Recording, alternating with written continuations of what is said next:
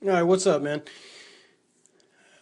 This video is going to be trying to teach y'all how to play Axis and Allies.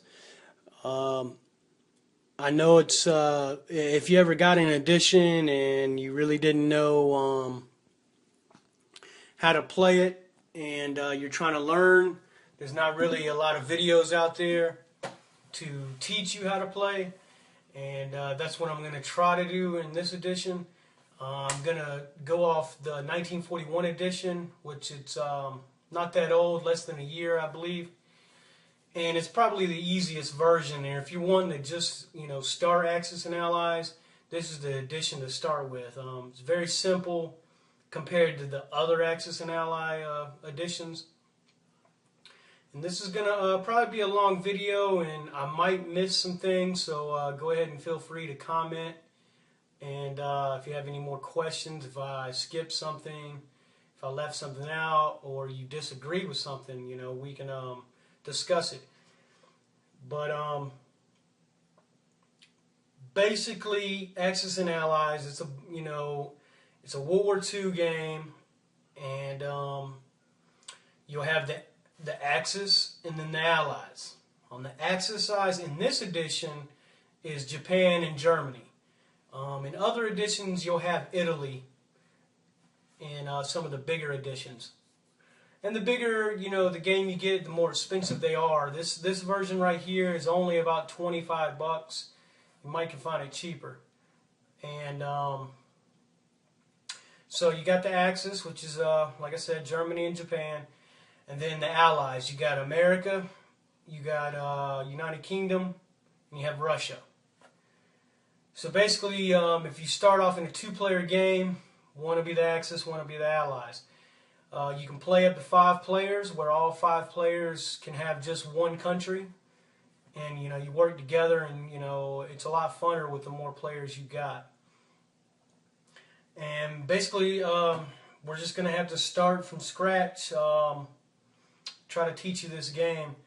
I believe we should go over the units first, and then we'll go over the map, then we'll go over placement, and we'll go, into gameplay. So let's get started.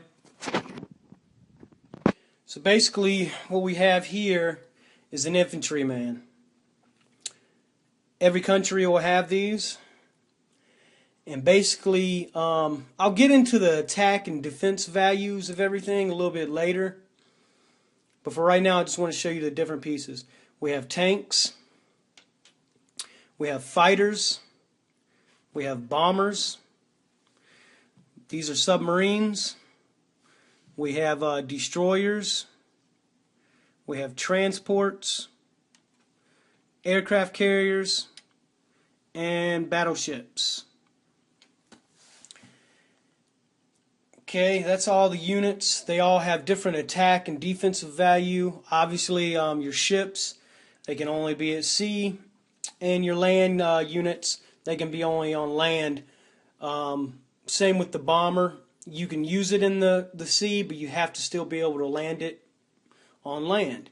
The fighters are a little different. You can use them on the land or the sea, and you can land in the sea zones if you have an aircraft carrier to land on. An aircraft carrier can hold 2 fighters. Okay, so basically now let's go over the board. You'll get a map of the whole world, how it looked in the World War II era.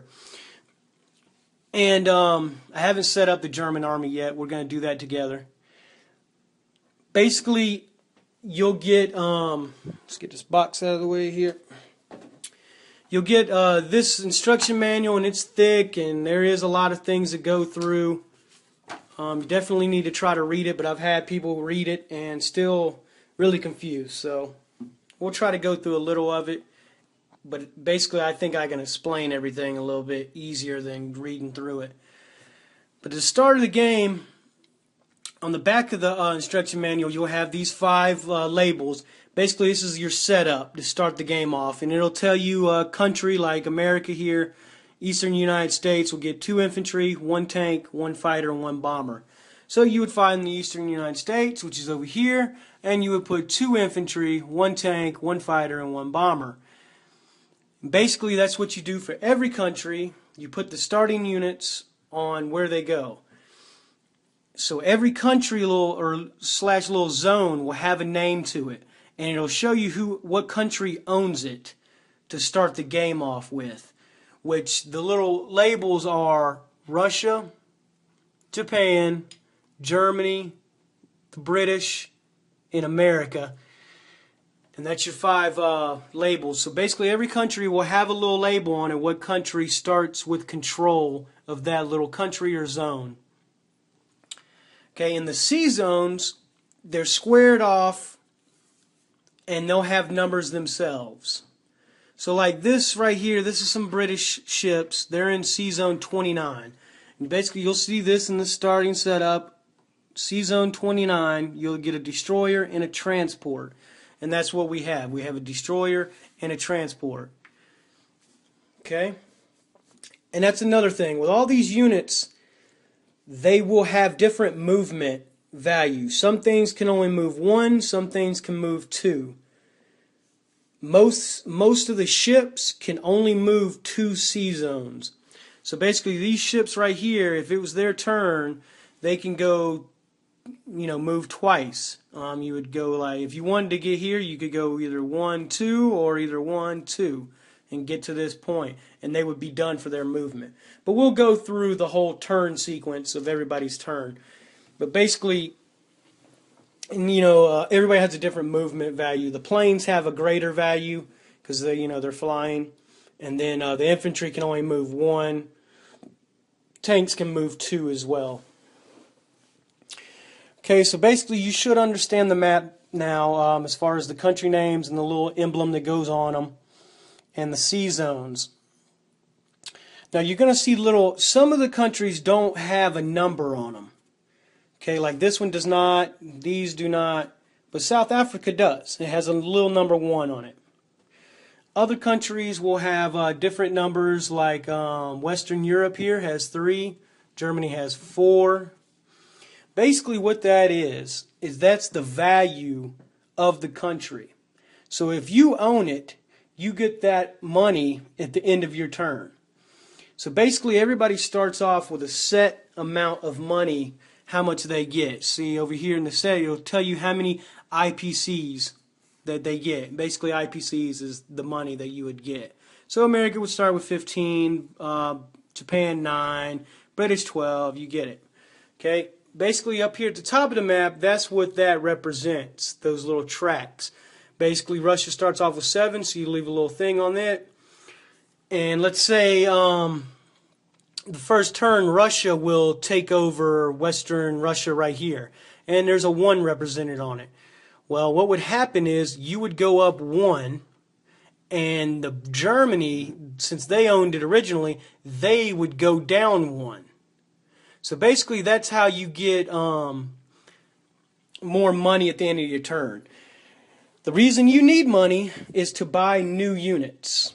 And to keep buying, you got to keep buying units every turn, to keep your country strong and defend and still be able to attack as well.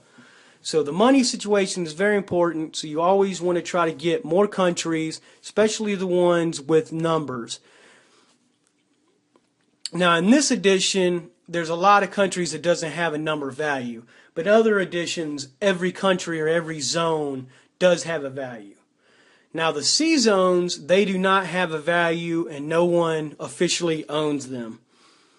But what you will see is you will have islands like right here, the Philippines is worth 1 and Hawaii is worth 1. So you can take those islands over and get extra IPCs. Okay, you also see some zones like Saudi Arabia here that's like shaded. Same with Turkey. Basically that lets you know that they were not involved at all in World War II as far as this game is concerned. Same with Mongolia. Basically you cannot move in those zones. You can't attack them, you can't move through them. Basically they're just out of play. You do not get to use them. Okay, just like Spain, Switzerland, And we got over here Chile and Argentina and Colombia and Venezuela. But you do have access to Brazil because they were on the side of America. I think that's about it as far as the countries, explaining that. What we're going to do now is we're going to set up Germany. We'll go through it so you can see this initial setup. So we'll start off over here. First country, Germany at the top. They get 3 infantry, 1 fighter, 1 bomber. So, in this edition, you don't get a lot of pieces. What you get is these extra little chips here. And basically the gray ones, they represent 1 unit. The green represent 3. And the red represent 5. So what we're going to do is we're going to grab 2 chips and 1 infantry guy. And that'll represent 3 infantry. So they go to Germany. And then we put the bomber and the fighter. One more thing I forgot to add on the map. Some countries have capitals. Basically, you know the capitals of that country. You'll have Berlin, you'll have London, you'll have Washington, D.C., and then you'll have Moscow in Russia, and then you have Tokyo in Japan over here. Basically, that is your capital. If you ever lose that country, you will lose all your money. The other army that took it gets all your money that was in your possession. And basically, it really messes you up because your next turn you won't be able to buy new units. And you don't ever want to lose your capital. It's very important to keep control of your capital. Okay? Just notice that as I was putting that on Berlin. Okay, the next one we got here is Western Europe gets, what is that, 2 infantry, 1 tank, 1 fighter. So we'll go through. Get a tank, we'll get us a fighter, and we'll grab infantry, and we'll grab 1 gray chip. And that goes in Western Europe. So we're putting that over here. Basically, you just put it in that little country or zone. Southern Europe, 2 infantry, 1 fighter. And basically, you know, if you have a 5-player game, everybody would grab their country and set it up themselves. And, you know, double check everybody, make sure everybody's, you know, got the right amount.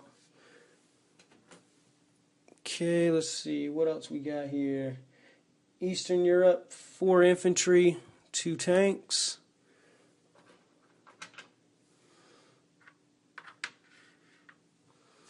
Okay.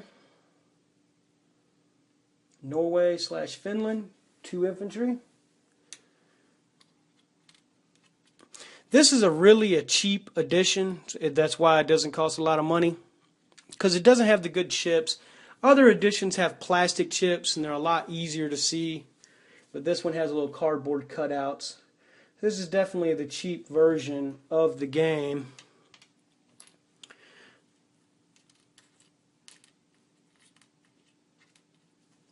And now I've already used my last gray chip. So we're already out of them. But like I said, this is just a good addition to learn the game for the first time.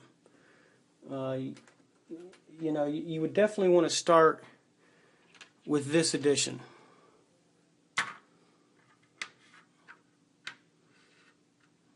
Okay. Another good addition to start with